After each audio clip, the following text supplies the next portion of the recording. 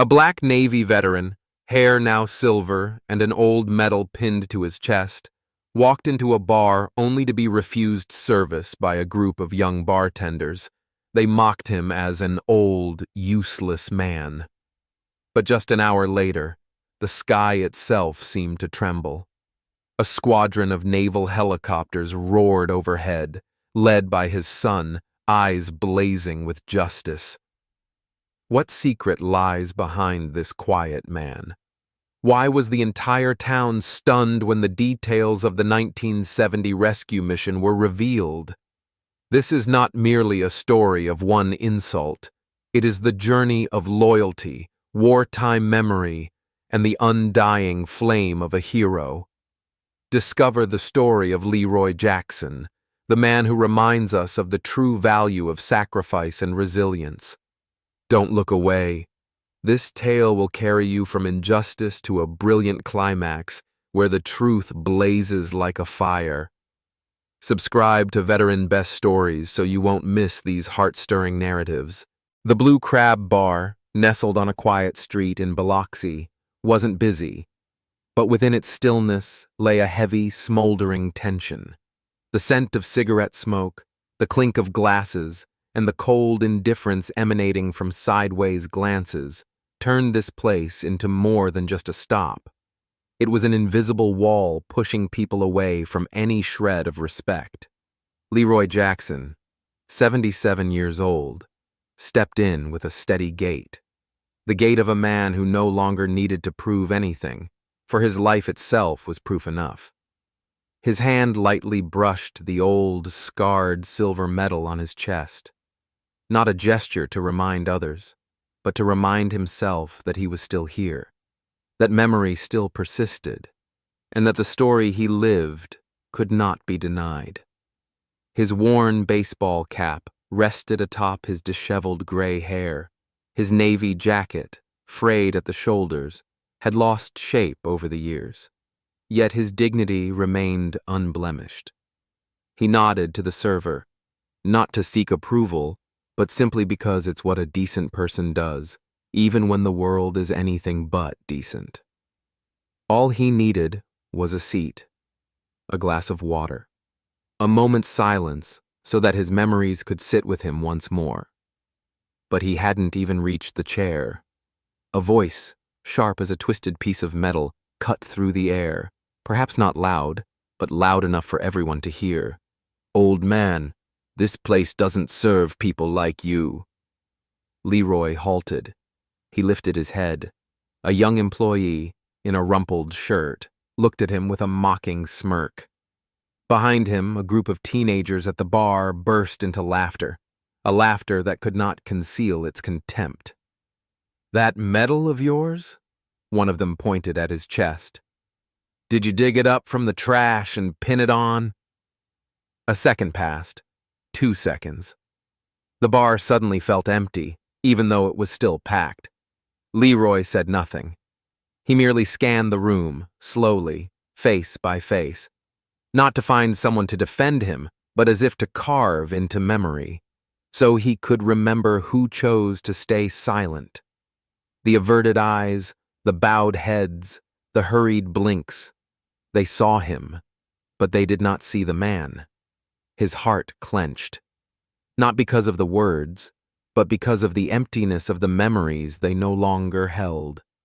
He had once stood in the midst of the 1970 storm, not alone, but with 40 other sailors, on a listing ship, without radar, caught between the fear of death and the will to survive.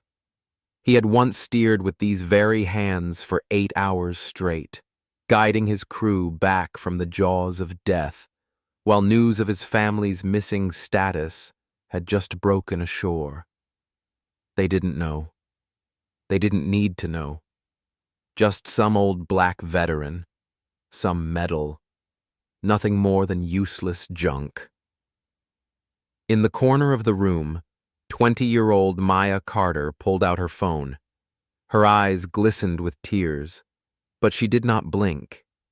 She knew she was witnessing something that should never happen, yet she could not turn away, as everyone else had. Leroy spoke not a single word. He didn't need to. His silence resonated louder than any voice in that moment. He turned away, slowly, but without bowing his head. The metal now rested in his hand, cold, heavy, and like a forgotten shard of metal buried in the earth. He left the bar. Each step seemed to peel away a fragment of the youth he had once believed in and the life he had once lived righteously. The familiar bench outside the bakery, where he had sipped his morning coffee for years, now became a place where he sat to unload a weight of humiliation so profound it could not be spoken aloud. Mrs. Evelyn, the bakery's owner, approached with his usual cup of coffee. Her hand trembled. Her lips quivered as though she wanted to say something, but no words came. She simply placed the coffee beside him and stood in silence.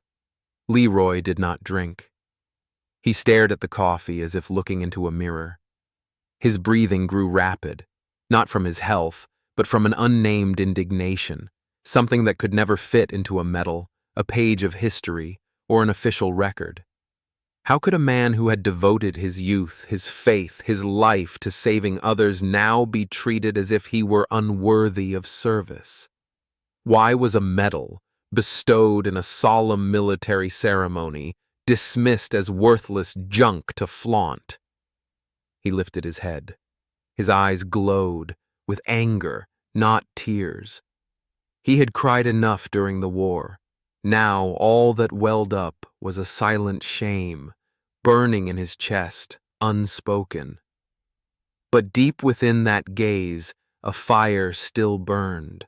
A fire kindled by someone who had stared into the eye of the storm without flinching. Leroy had stood in the storm to save lives, and today, if necessary, he would stand amid this new tempest to remind America that I was there, I sacrificed, I deserve respect, even if they choose to look away, even if the bar refuses to serve me. Even if my history is distorted, the fire inside me, no one can extinguish. And from that instant onward, a different storm had begun to form, not out at sea, but within the hearts of the people. The silver medal lay motionless on Leroy Jackson's chest, heavy as unspoken memories. Each scratch on its metal surface was part of a story, of the sea, the storm, and of honor. But in that moment, it felt cold, like forgotten evidence. He did not touch it. He simply sat there, his gaze as sharp as a blade, staring into the void where mocking laughter still echoed, even though those voices were gone. The space around him seemed frozen, no sound of waves, no sound of people, only Leroy, his back straight, and his spirit unbowed. Biloxi's streets, once alive with footsteps and the sea breeze, fell silent as if they were an arena awaiting combat. Maya Carter's video, capturing the moment Leroy was driven out of the bar, spread online at uncontrollable speed. It was more than a clip. It was a trigger, a wildfire igniting in the hearts of the people. The news of a black veteran, who once risked everything to save lives, now being called old and out of place, awoke an indignation in a town that had long forgotten what outrage felt like. But Leroy was never just an old man. He was Captain Leroy Jackson.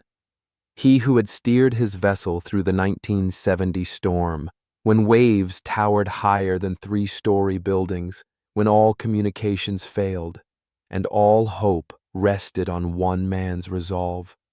He saved 40 lives, regardless of skin color, religion, or rank. He only knew that if people were still alive, they had to be saved. Each medal, to him, was an oath, to preserve the memory of the brothers who faced death alongside him. But now, the laughter of those youths was like mud smeared across it all. Leroy remained seated, head unbowed, medal in hand, eyes unshaken. Online, the video titled, "They Refuse Service to Mr. Leroy," exploded. Tens of thousands of shares, comments flooding in like waves of anger. "Respect him. He's a hero." A former sailor from Mobile wrote, "In 1975, I met Mr. Jackson at the port. He told me about the storm. He was a beacon in the dark." That post went viral, from Biloxi to national news stations, touching the hearts of millions of Americans. At the Norfolk Naval Base, Malik Jackson, his father's son, sat in the helicopter control room. He was 42 years old, a Navy pilot, cold, disciplined, forged by a father who never complained, who lived on principle, in silence, in strength. When Maya's video appeared on his screen, his heart clenched as if stabbed. He had grown up on his father's story, not just about the storm, but about the reluctant handshakes, the suspicious glances, and the racist barbs his father never dared to mention.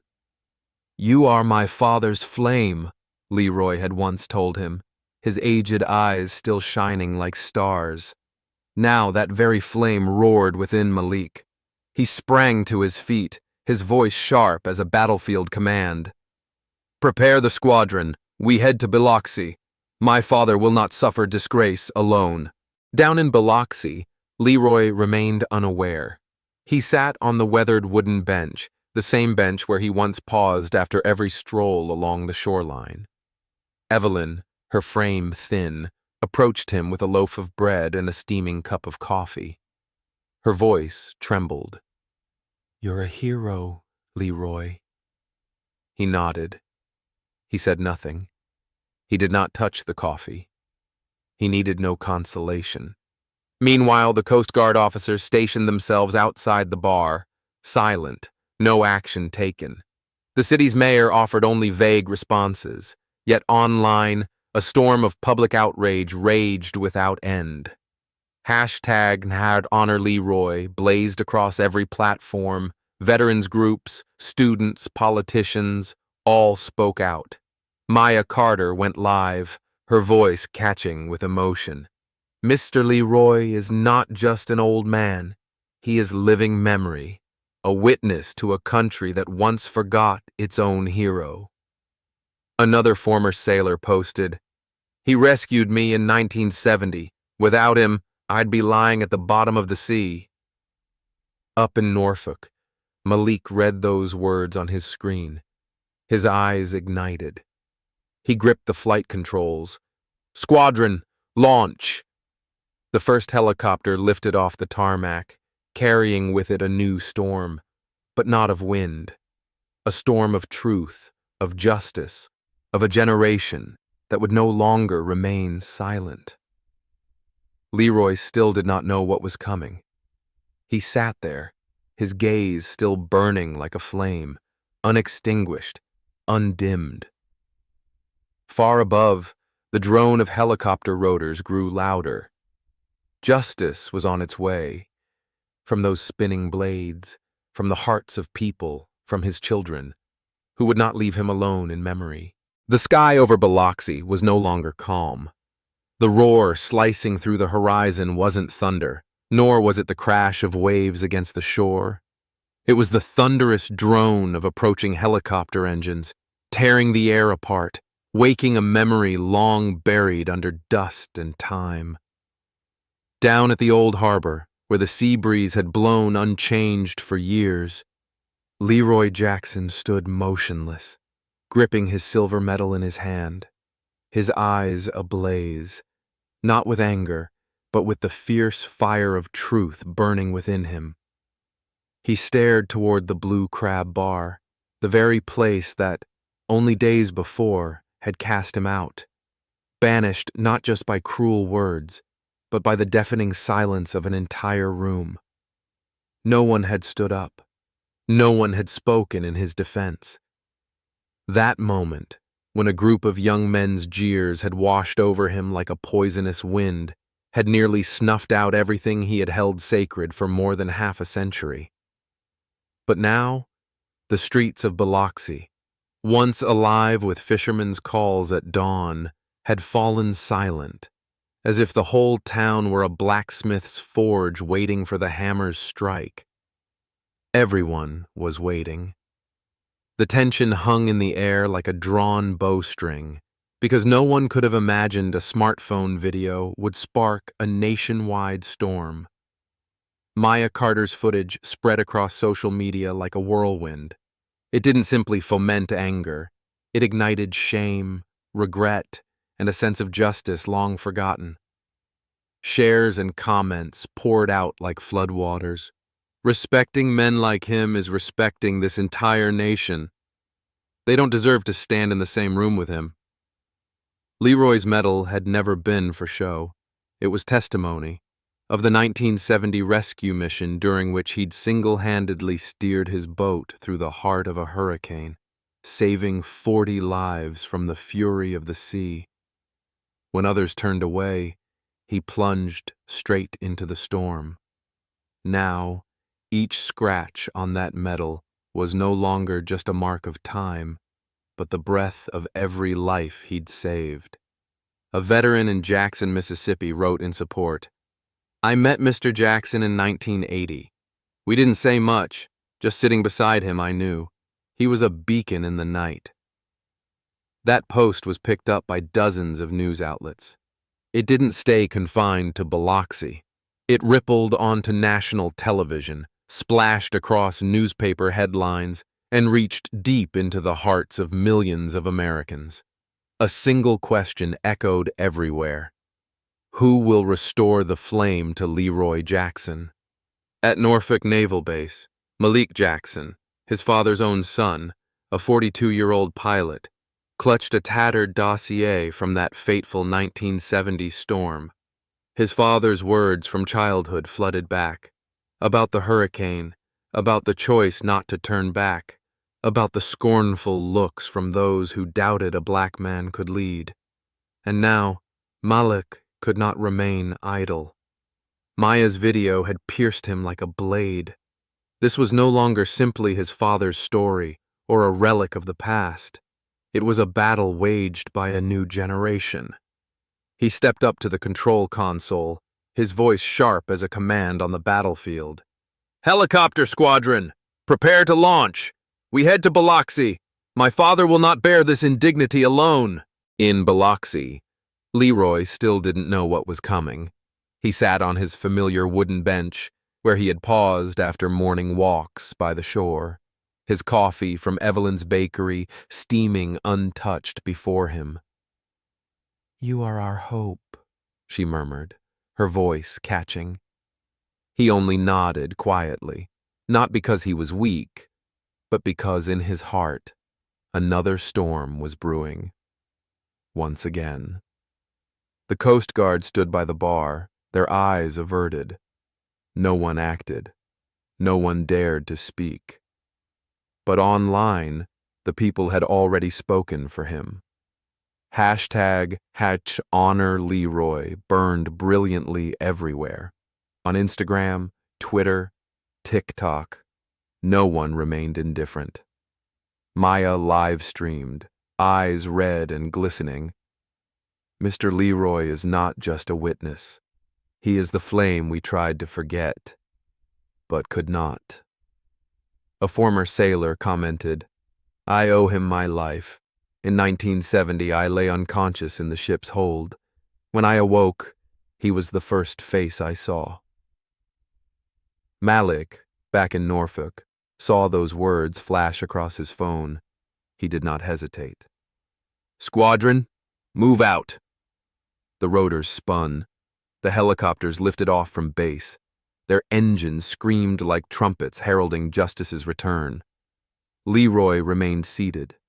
His gaze still burned like a lighthouse cutting through darkness. He did not yet know what was coming. But the skies over Biloxi had already begun to tremble. And this time, justice would not arrive on empty promises. It would come, from steel wings in the sky, carrying the voice of a nation no longer willing to remain silent. The sky over Biloxi erupted like a hammer striking a blazing forge, not from a storm, but from the roar of helicopter blades cutting through the air like the tolling bell of justice. Against that backdrop, 4 Navy helicopters skimmed the ocean's surface, their steel bodies gleaming in the sunlight, slicing the wind as they hurtled toward the pier at a speed and with a sound that shook every heart. Below, amid hundreds of astonished gazes, Leroy Jackson stood tall and resolute. The silver medal on his chest was no longer mere ornamentation. It burned like a torch at midday, as if to incinerate every insult ever hurled at him. Leroy's eyes, sharp and blazing with intensity, fixed themselves on the Blue Crab bar, the very place where he had once been turned away, belittled, and branded old and useless. But now, Biloxi would not remain silent. Fishermen of every age and children still clutching candy stood shoulder to shoulder, their collective breath held in awe. Mrs. Evelyn, who had once brought him coffee each morning, dropped her porcelain cup with a gasp, the shattered fragments scattered like the very trust that had cracked within their hearts. Everyone understood. This was not just an arrival. This was a historic moment. Leroy was not merely an African-American veteran. He was a man who had survived 2 wars, one at sea, amid tempestuous storms, and another on land, battling prejudice. In 1970, he had guided his vessel straight into the heart of a hurricane, rescuing 40 sailors when society still could not recognize him as a leader. Each medal on his chest was not merely an accolade. It was a solemn vow, living proof of courage that transcended bias. The whirring of blades grew louder, and then, from the first helicopter, Malik Jackson stepped down. Clad in his Navy flight suit, he shone beneath the sun like a blade of fire. He strode purposefully through the crowd, parting them like the sea until he reached his father. There, he knelt and gripped Leroy's shoulder firmly, eyes moist yet burning with pride. He spoke no words. A single nod sufficed to encompass all he had held within his heart. Then he rose to face the entire town. Leroy Jackson is not old and useless.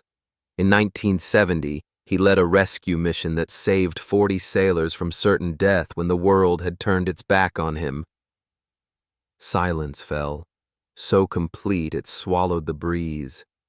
The hum of rotors faded, yet Malik's words echoed unceasingly.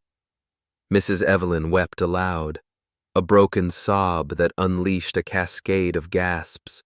With tears staining her cheeks, she whispered, "Oh, Lord." Malik continued, unwavering, "That medal, this silver medal, is the truth. It is not an ornament. It is not some faded memory. It is living proof of the souls he saved." The crowd trembled as each gaze, each heart, and each hushed moment turned to Leroy. He remained on that pier, back unbowed, eyes fixed on his son, his hand clutching the medal as though safeguarding the souls of an entire generation once abandoned.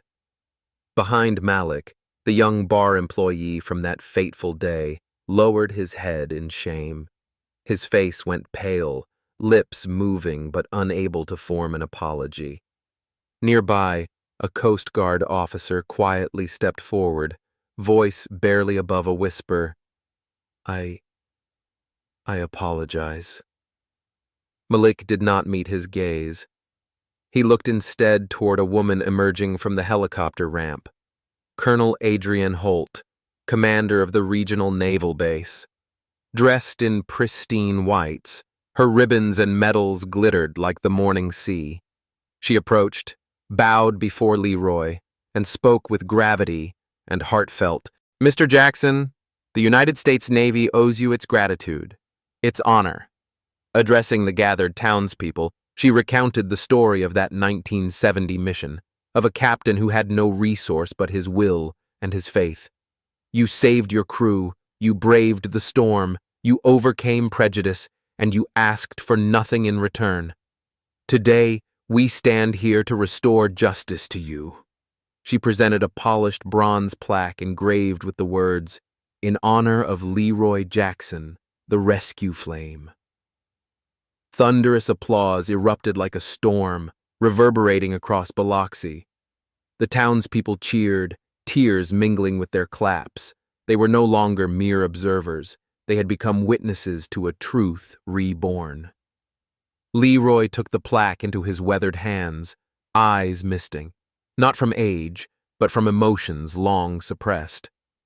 Malik stepped forward to embrace his father in a firm, unwavering grip, as if forging a new pillar for an old faith. A fellow Navy officer then handed Leroy a neatly folded triangular American flag, the emblem of a dignity he had been denied for far too long. The pier trembled once more, not from the wind, but from the hearts of the people in motion. Biloxi shone brightly, not from sunlight, but from the flame of Leroy Jackson rekindled at last.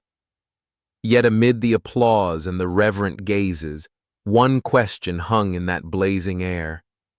Has the story truly been told?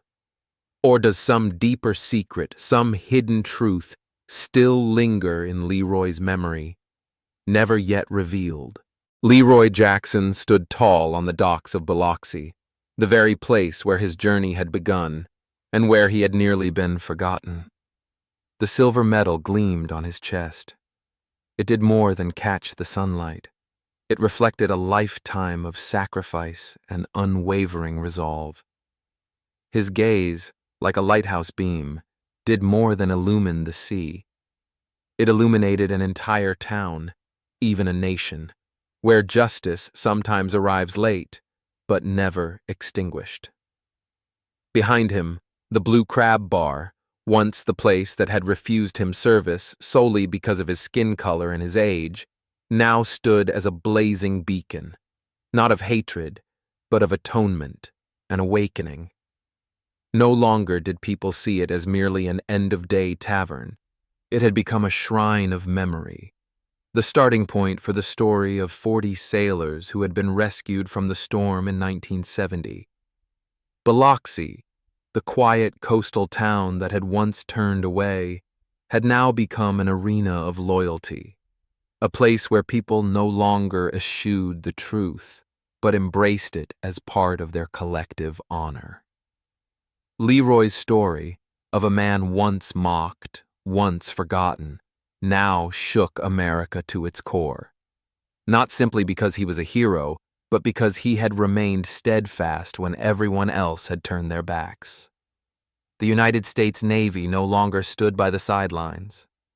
After Colonel Adrienne Holt's speech, her voice echoing across the bay, the Navy officially recognized Leroy as an emblem of rescue, not only for the 1970 storm, but for a spirit that triumphed over every prejudice. They invited him to lead the annual memorial ceremony at Biloxi Bay, a solemn rite that, for the first time, placed the very man once cast aside at its very center. At that inaugural ceremony, Leroy faced the crowd not with pride, but with the calm of a man seasoned by life. His voice was low, like waves crashing ashore, and every word he spoke was a flame warming the hearts of those who had once forgotten, once doubted, once refused to believe in justice. Beside him stood Malik Jackson, his son, who had watched his father endure decades of silent suffering. Today, Malik was not only a Navy pilot, but the one who carried the torch that his father had lit.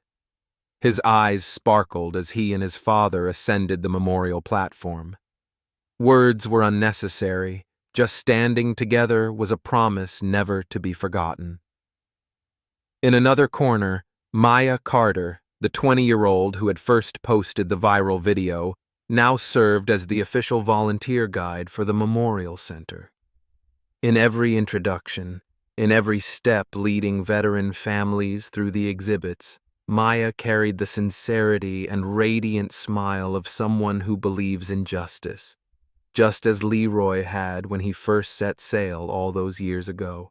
Biloxi's transformation unfolded not only in hearts, but also in its very spaces. Residents repainted the Blue Crab. A section of the area was renamed Leroy Jackson Way. Mrs. Evelyn, the woman who once brought coffee to the bench where he sat in silent reflection, now spearheaded a fund to build the Leroy Jackson Rescue Center, a place dedicated to preserving every detail of the 1970 rescue so that history might never be distorted or buried. Children once running past Leroy without knowing who he was now carved his name into a wooden plaque hung at the pier, calling it the Watchful Keeper's Corner.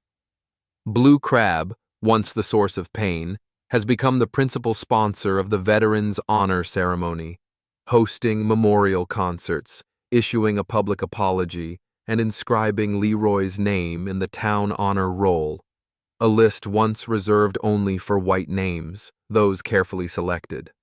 Online, the video, "They Refused Mr. Leroy," continues to go viral, reaching millions of views. Comments overflow with emotion. Leroy Jackson is a light in a dark age. Biloxi has turned memory into flame. The hashtag #HadHonor. Leroy has appeared at memorial ceremonies across the country, from New York to San Diego, from high schools to military bases. A family wrote in their letter of thanks to the Memorial Center, "Mr. Jackson kept my father alive, not only by saving his life, but by inspiring us to believe in what is right." Leroy never sought glory. He never imagined he would be applauded, never needed flowers or awards. For so many years, all he needed was for the truth to be heard. Now, he stands on the pier, the very place that was once his solitary resting spot, watching waves roll in, a fleeting smile touching his lips, as though he can see his old comrades smiling back at him from some distant place. Malik leaned in and whispered, "Dad, you did it."